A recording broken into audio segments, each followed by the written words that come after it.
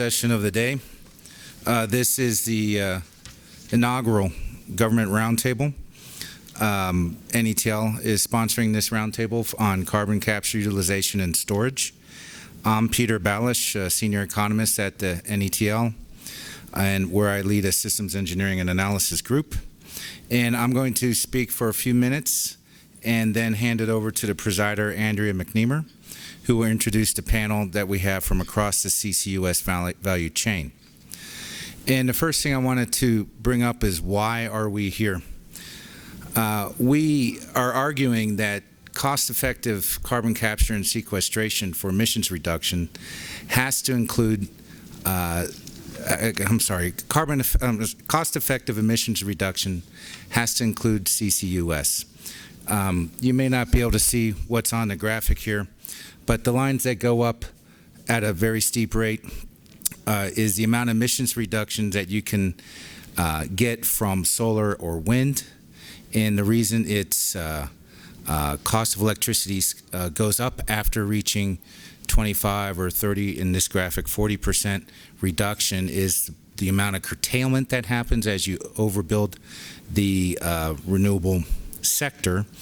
And without effective storage, you'll have to have very expensive backup. So as a result, there's only a limited amount of emissions reductions, while significant. And so the rest is that which can be effective by CCS on coal and gas systems. The program of the U.S. Department of Energy across the board is to change the slope and positions of these lines. So the program of the Renewable Energy Office is to move the orange and purple lines to the right. The purpose of the fossil CCS program is to move the gas and coal CCS lines down. So in both respects, that would lower the cost of effective emissions reductions for the country. What we do at NETL is try to look at the entire value chain, from the capture on shore, from power plants, industrial sources, and such, to a gathering system near the coast, and potentially to sequester CO2 in the offshore. We have a number of studies. We look at the cost of capturing from industrial sources, the cost of capture in our baseline series from fossil energy power plants. We have modeled the transport of CO2 via pipeline in our NETL CO2 transport cost model. And we also model the cost of CO2 storage in our NETL saline storage cost model. We have looked at the evaluation of CO2 EOR for the onshore. And we are moving on into evaluating the cost of CO2 storage and the performance of storage in the offshore, both in saline and potentially in offshore EOR. And to complete the circle, we have an environmental life cycle model that looks at the greenhouse gas emissions profile of anything to do with any type of CO2 EOR scheme. Okay. Here, there's just a couple examples of the kind of analysis that goes on at NETL.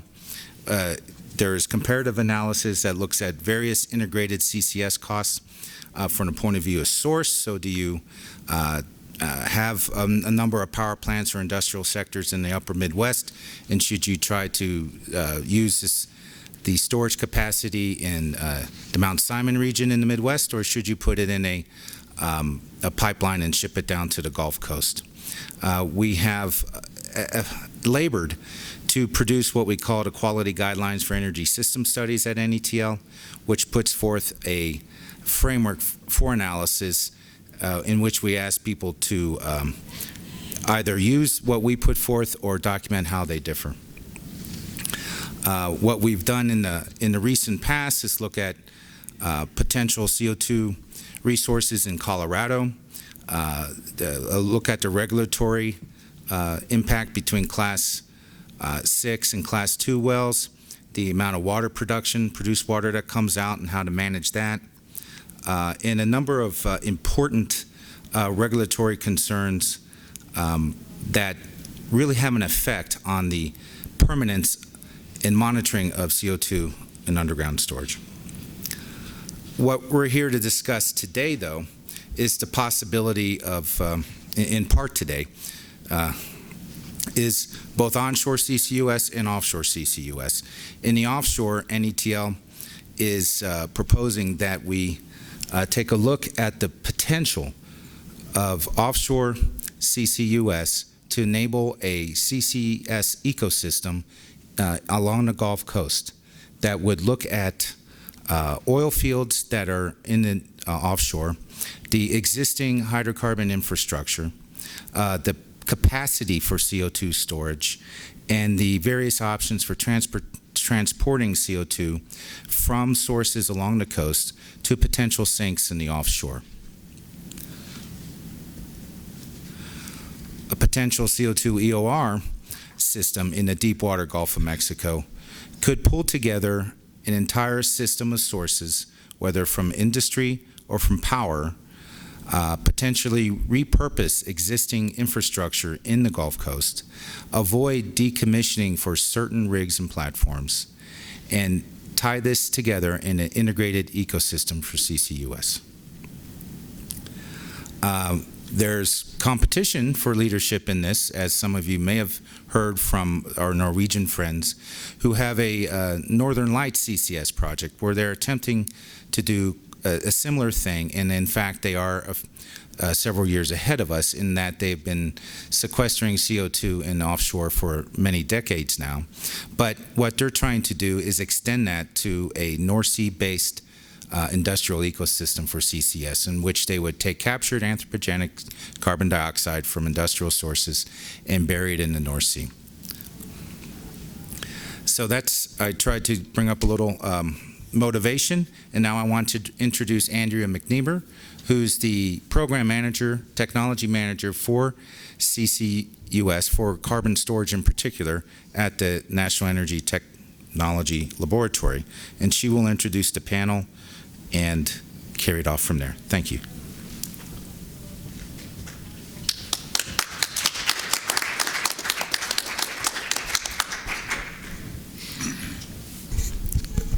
I'm nowhere near as tall as Peter is. There we go. That is wobbly. So I have just two very quick slides just to kind of frame the carbon storage program at NETL and what it is that we do. And then I want to leave most of the time for our panelists and for the discussion after that. So at NETL, we have both the carbon storage program, which is what I'm working on, as well as the carbon capture program, which is kind of a sister program that's obviously integral to the CCS. The mission for the carbon storage program is to develop technologies for commercial readiness beginning in 2025 that ensure safe, secure, efficient, and affordable CO2 injection and containment in storage complexes in a wide variety of geologic settings. And this is a graphic to kind of represent the program. We do both lower TRL, technology readiness level research, kind of in our core R&D program, as well as full-scale field demonstration projects. So we've had small-scale injections, large-scale injections of over 1 million metric tons or more. We're pushing towards commercial-scale injection, which we've defined as 50 million metric tons of CO2 or more, and we're trying to push toward the field-validated commercial toolbox by 2025. That's all I'm going to say.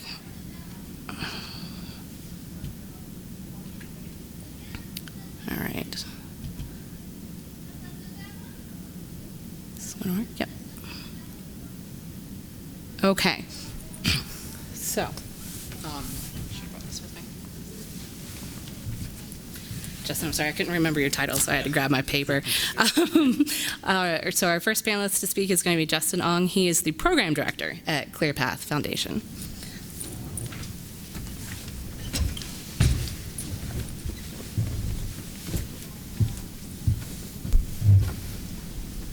Yeah, thank you, Andrea, and thank you all for sticking around to the end of the day.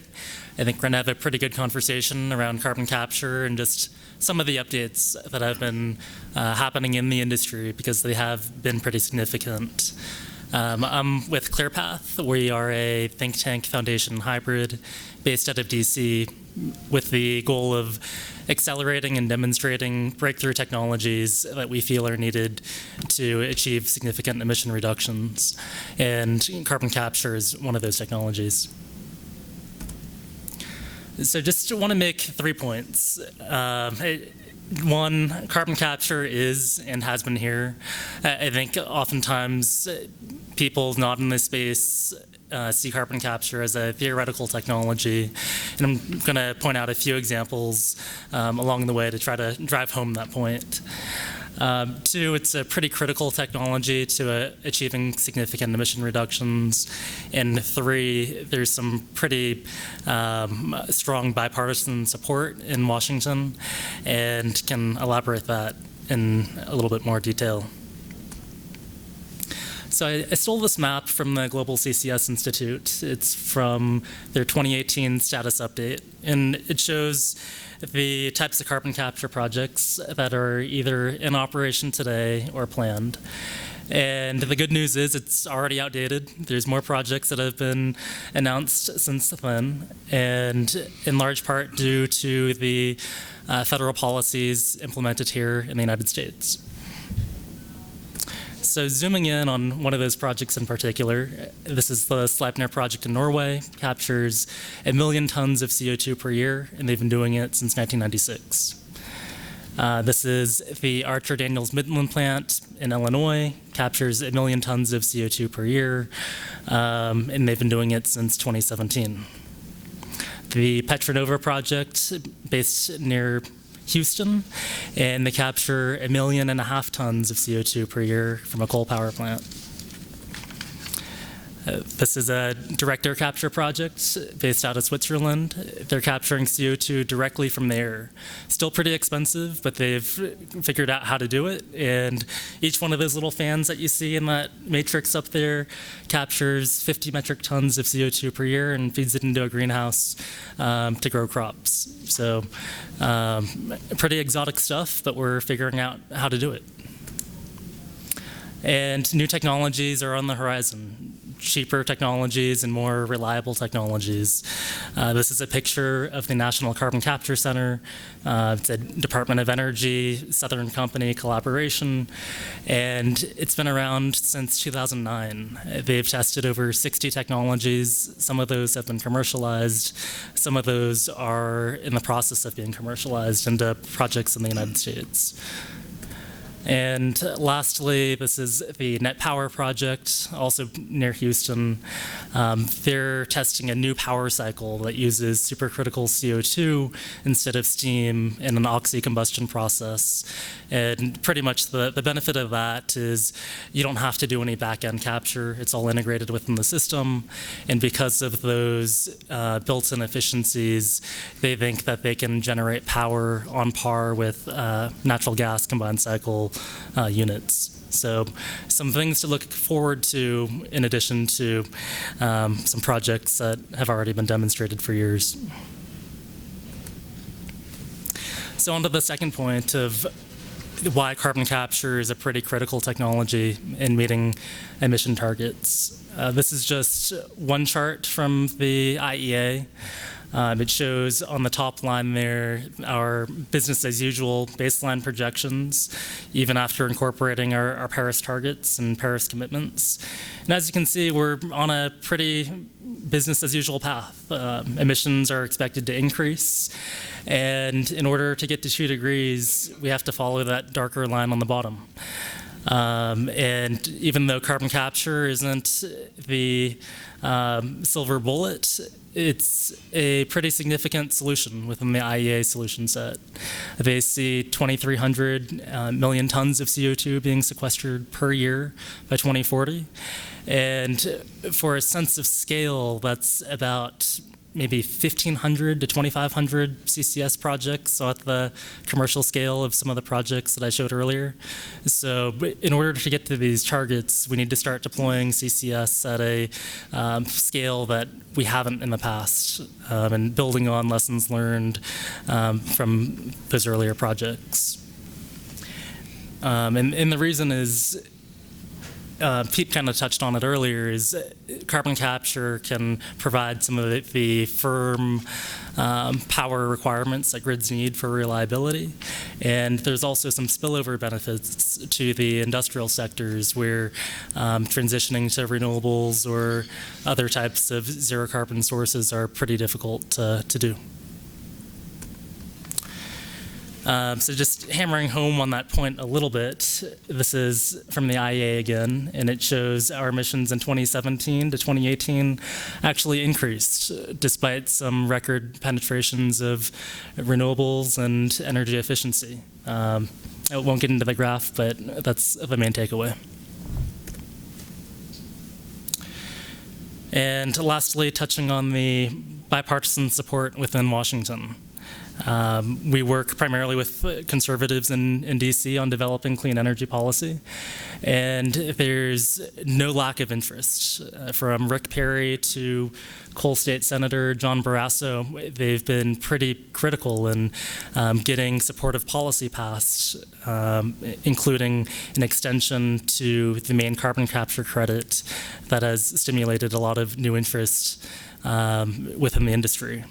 And across the aisle, Sheldon Whitehouse is probably the biggest climate champion in the Senate. And he's very supportive and is pretty much in lockstep with these coal and oil and gas state representatives in co-sponsoring bills and other technology solutions to push the ball forward. Just a slide showing there's industry support as well. I want to talk a little bit about the details and not too much on the 45Q credit because it's an important one to understand. So on the rows, it shows the main updates that Congress made to the credit. It was an existing credit passed in the late 2000s. It didn't really incentivize too many carbon capture projects because the dollar per ton incentive was relatively low. So the main thing that Congress did was they increased the credit size from up to $20 a ton to up to $50 a ton. And with that significant increase, project developers started sharpening their pencils, and they realized that a lot of these projects could make economic sense. And I'm sure some of the other panelists will talk about that in more detail. Some other updates that they did was they shifted it to a more conventional commence construction deadline. So you have to start building by January 1st, 2024. And they allowed other types of point sources to be eligible by decreasing the project size limits. But there's still some pretty key distinctions and clarifications that the IRS has yet to weigh in on. For example, if they haven't decided what qualifies as commence construction. So even though Congress said that a project has to commence construction by January 1, 2024, IRS has yet to make a clarification about what that means in practice. So they're on track to release those clarifications, or at least most of them, by the end of the year. And with those clarifications, we expect many projects to start putting steel in the ground.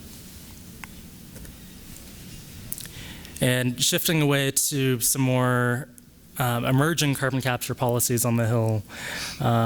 This is just a snapshot of a few of them, but they range from other types of tax incentives for CCS projects to increasing the Department of Energy's resources to explore CCS on either other sources or just increasing the scope of existing programs. And lastly, I just want to wrap up with a diagram that shows what it took for renewables to take off in the way that they have. It wasn't just one tax credit on their own. There were many things that contributed to their success today. Cost declines was certainly one, but there were many other policies that happened around it that enabled their significant penetration today. And carbon capture is starting to see a lot of these policies come to fruition within that industry, and I think because of that, we'll start to see many more projects take off in the U.S. and around the world. So, thank you.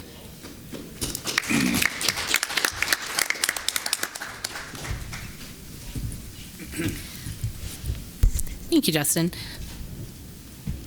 Let's see here.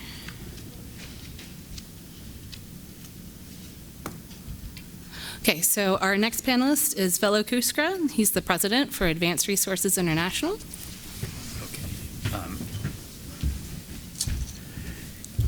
Oh, I didn't. Yeah, Sorry. once you make that full scale, I missed a step. I've got a good chance. Thank you. What I want to do is kind of build on what Justin has talked about and kind of add some overall economics and look at the technology of CCS.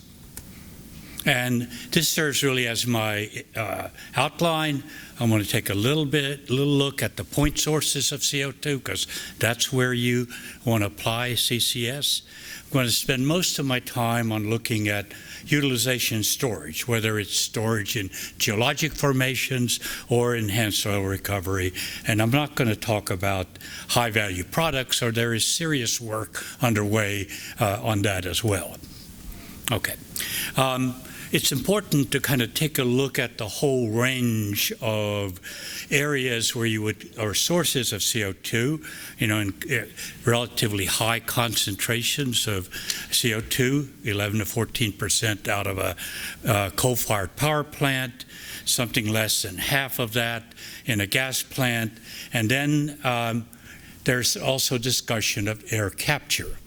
And the concentration of CO2 is 100 to 300 fold less. So one would think that maybe the best option is to capture it first and not put it into the air, and then face having to do something that requires considerably more effort.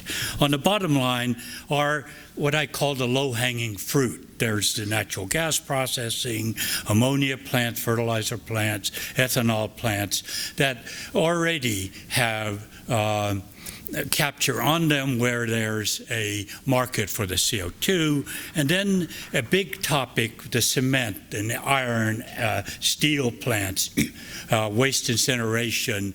We're not going to touch much on that, but that'll require its own adaptation of CCUS.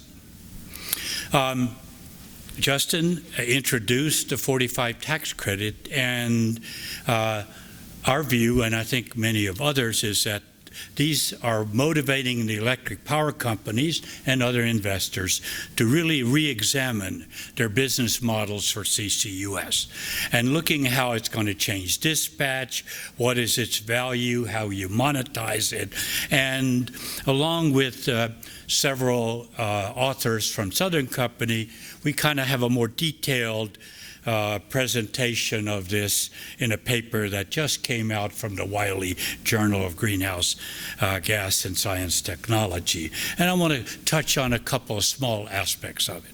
Well, we do start with a business model. There are three basic ones. They're pretty simple. You kind of do it all yourself, you get somebody else to do it, or let's do it together, particularly with CO2 EOR. And Justin talked about the Petronova project. Well, that's our classic first-of-a-kind joint venture business model that does CO2 capture from a power plant in the U.S., and they do transport the CO2 80 miles to an oil field, the West Ranch field, and they want to produce 15,000 barrels a day. So in this case, the business model is sell it for enhanced oil recovery, or at least into a joint venture. the 45Q tax credit, and there was some front-end support from the government in building the plant.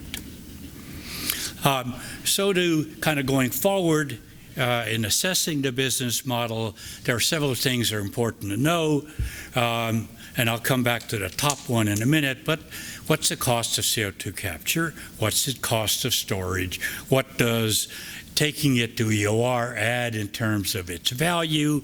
And then a very important part, how does it change the operational ability of an electric power utility? Because of renewables, many of these plants, at least in the Southeast and elsewhere, are running at 35 to 50 to 60% utilization.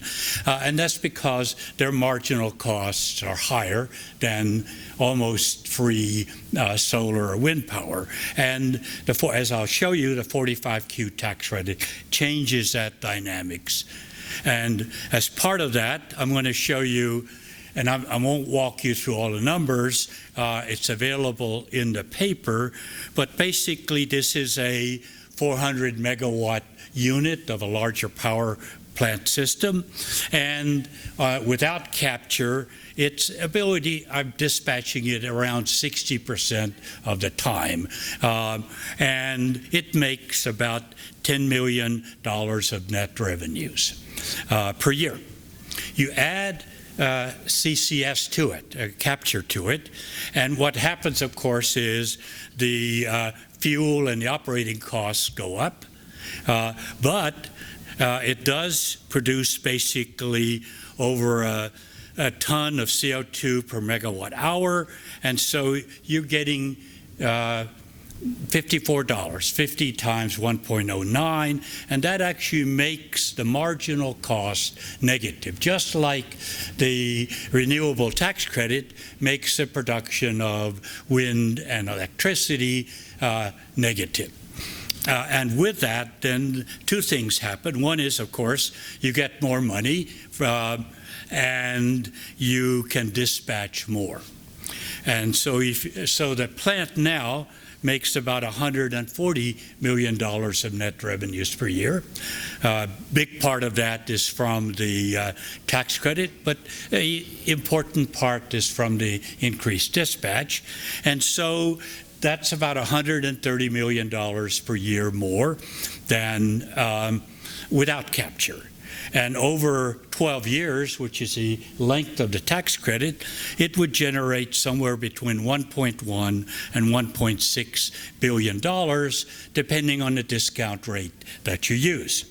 So the question then is, will this make installation of CO2 capture economically viable?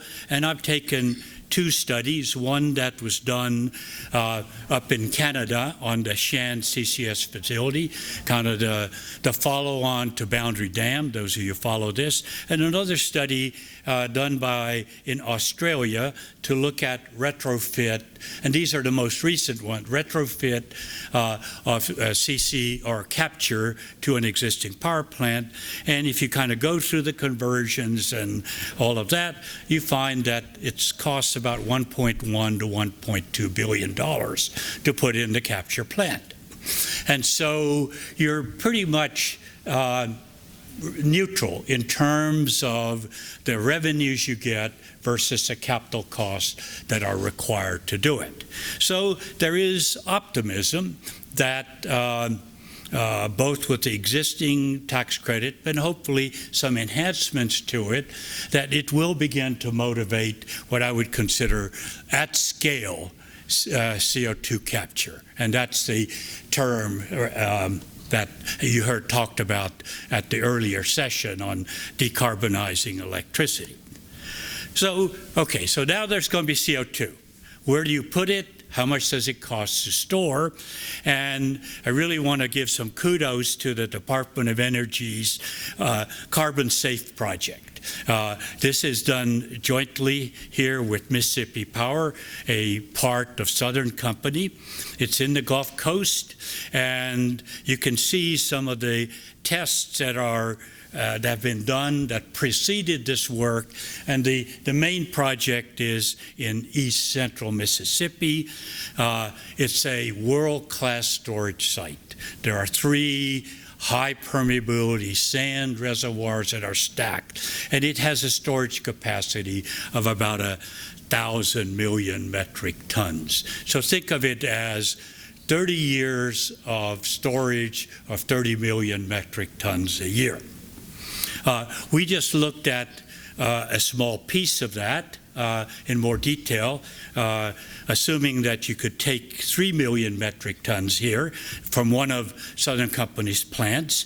And we built a fully operational storage facility, and operated it for 20 years, and then monitored it and closed it for 10 years, and that cost $135 million. So if you divide 135 million basically by 90 million metric tons, it's $1.50 per metric ton. So the whole point here is a really high quality plant located close to a source can bring about low-cost capture. This is probably one of the best, lowest-cost settings. Other places may not be as geologically favorable, and they may have costs that are 3 or 4 or 5 times as much. Another approach that I introduced earlier is using it for enhanced oil recovery. Provides you an additional revenue source. It can be the final piece that puts the puzzle together. And then the question is just how much capacity is there? And there are 2 types of settings, the conventional oil fields and then the residual oil zones. And together you have about 36 gigatons, 36 million 36,000 million metric tons. And so that's kind of the other half of the picture. And so again, if you're putting in 500,000 metric tons a year, you have enough for about 70 years of storage. And I like to use this slide because that's what I call the missing link. It's not a genetic term here. It's actually a transportation issue. And really, it's a study that Justin's group, ClearPath, funded us to do a part of. It was part of the larger Making Carbon a Commodity study. And the way I view it is really the areas in gray, really maybe drawing the line at the Louisiana border, lend themselves to really geologic stories, and then areas to the west and somewhat to the north of there are your EOR opportunities. So both are required. It'll take a pipeline system for both, and think of it as the new interstate highway system with the term pipeline instead of highway. And so with that, let me couple of points I want to bring about what are the benefits of CCUS as part of a larger industrial decarbonization strategy. I think number one, it would enable existing power plants and industrial assets to remain commercially viable. Second, and we talked about that earlier today, promotes what I call socially just low carbon energy transition, enabling these carbon intensive industry regions to maintain their employment and vitality. I think I've talked about that with the availability of 45Q tax credits. It would provide an economically viable way to decarbonize energy. And then if you link it with enhanced oil recovery, it actually provides oil resources that are much lower in terms of CO2 emissions than importing it, or that would come about from conventional sources. And actually properly designed, you'll store more CO2 in the ground than the CO2 content in the oil that's produced. Thank you very much.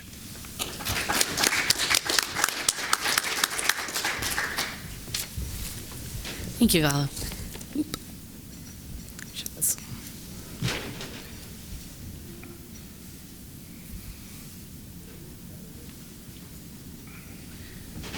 actually put it in slideshow this time. Okay, so our next panelist is Lynn Helms. He's the director of the North Dakota Department of Mineral Resources. Thank you, Andrea, and thank you for inviting me and for sharing this time with me late in the day.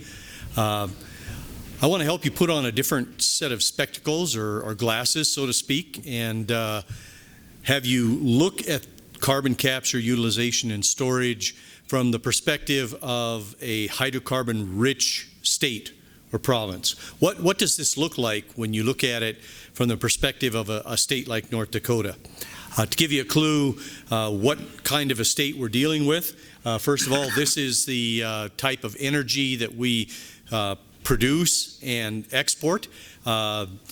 Heavily weighted on coal for generating electricity, 7 plants that send out billions or trillions of BTU per year. Also a natural gas producer, an oil producer. We're 6th in the nation in wind, all the biomass that you could possibly think of in terms of agriculture. And we currently do have a carbon capture project at Dakota Gasification where lignite coal is being turned into natural gas and other products. The CO2 is being captured and exported to Canada, but very much a hydrocarbon-rich state. To kind of look at the resources, in terms of lignite coal, North Dakota has the largest lignite resource in the world, 1.3 trillion tons within our state borders. 25 billion tons of that are actually economically mineable at current prices. If the price environment didn't change, that's a more than 800-year supply of lignite coal. When you move to the oil and gas phase, you've all heard of the Bakken, I'm sure. Original oil in place of 200 billion barrels. The most recent USGS estimate, 7.4 billion barrels. Ultimate recovery expectations are that will increase with the next analysis. You can see that we see growth in terms of production and well count for the next 20 years. And so we're going to continue to add horizontal well bores to this picture for the next 20 years. When we look at the conventional resource that was just spoken about, we've also looked at a case study of North Dakota conventional, 7 billion barrels of oil in place, 1.6 billion estimated recovery, 280 million barrels recoverable by CO2 utilization. And you can see what that looks like. So North Dakota, as an extremely hydrocarbon resource rich state, has to look at this maybe from a different perspective than some of the other states in the country. The Bakken Formation estimate that we could put somewhere between 2 and 3 billion tons of CO2 into enhanced oil recovery to produce low carbon petroleum from the Bakken Formation. So when we look at it, we think synergies. Here we sit with our 7 power plants, with the conventional resource, with the Bakken resource, and with, as you see in tan there, an enormous saline reservoir that's available for carbon storage. That leads us to the conclusion that North Dakota policy has to include, and this should say Class 6 primacy, I apologize for the word class getting deleted off the slide. So our legislature stepped out 10 years ago and said storage of CO2 in order to reduce anthropogenic emissions is in the best interest of the public. Doing so is going to ensure the viability of our coal and power industries, as well as allow the surface owners to monetize their pore space resources, and that should be regulated and managed as a resource as well. So what you see, I guess you can't see the red tape on your slide, but it shows up here. There it is. All right.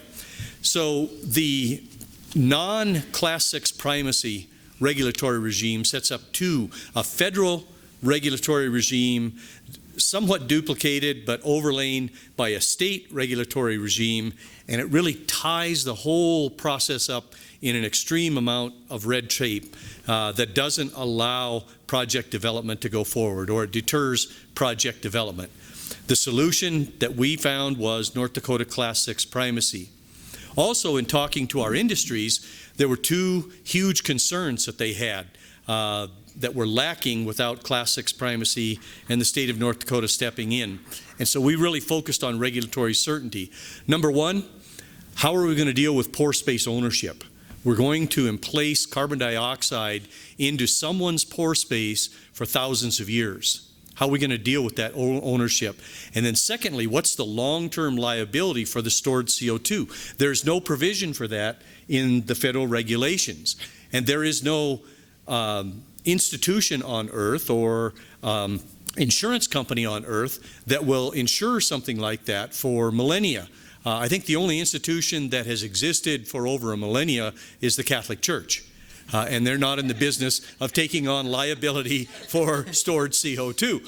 So someone's got to step in and do this. We made that part of North Dakota's primacy regulation. I don't want to spend a lot of time on this slide. You can look at it in more detail. But we looked at two different models. Should CCUS be looked at a resource management as a resource, or should it be looked at as waste disposal? The critical thing about looking at it as resource management is you can bring to bear low carbon fuel credits, 45Q tax credits, pore space management, and the state stepping in and taking on the long-term risk. If you look at it as waste disposal, then the public has no interest here. An industry is creating a waste, and it's their job to get rid of it in a way that keeps the public 100% safe. And so that philosophy is non-functioning and is a deterrent to moving forward. My last slide then is the difference between the regulatory philosophies. So if you look at it in terms of waste disposal, it doesn't account for pore space ownership. It doesn't account for post-closure liability. It sidesteps the public's role in the creation of the CO2 and the mitigation of its release. It places the burden on the industry to get rid of a waste, and the role of the public is to be protected from it. And it lacks citizen buy-in with respect to responsibility for the problem. When you approach it like North Dakota has as a resource management philosophy, then you define pore space ownership and you set up a process to amalgamate that so that people are compensated for CO2 being stored in their pore space. It accounts for transfer of the long-term liability to the state, to a trust fund. It allows for regulatory complexities of CCS, CCUS, Class 2, Class 6, all of that, to be worked through by one entity. It improves the environmental protection, and it maximizes your storage capacity. North Dakota looks at its pore space, its Bakken resource, its conventional resource, and its lignite resource through the synergy of a resource management philosophy, which would allow those 7 plants, which are generating about 30 million metric tons of CO2 a year, to operate for 1,000 years and consume the entire lignite resource of the state of North Dakota, safely sequestering or storing that either through utilization in EOR or through storage in saline reservoirs. I look forward to your questions. Thank you.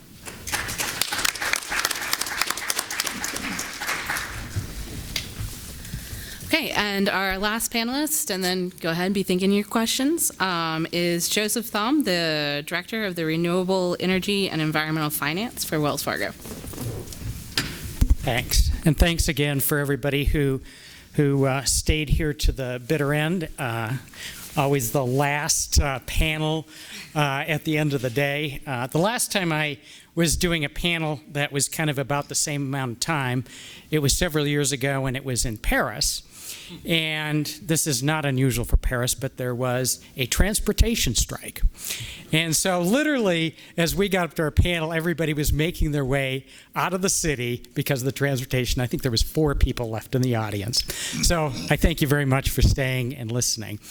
As they brought this panel together, I think where carbon capture and sequestration really sits today is it's becoming, as my colleague or my co-panelists here have talked about, the various types of projects out there.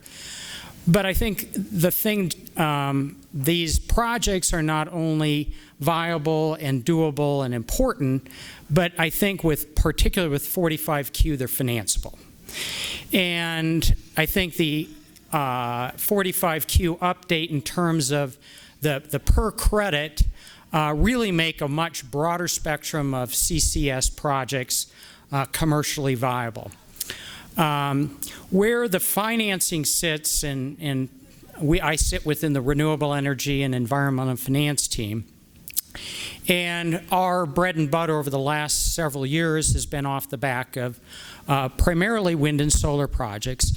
And similar to CCS, renewable energy really took off, I think as others have pointed out, a combination of the tax credit regime as well as other policy and other incentives that brought that together.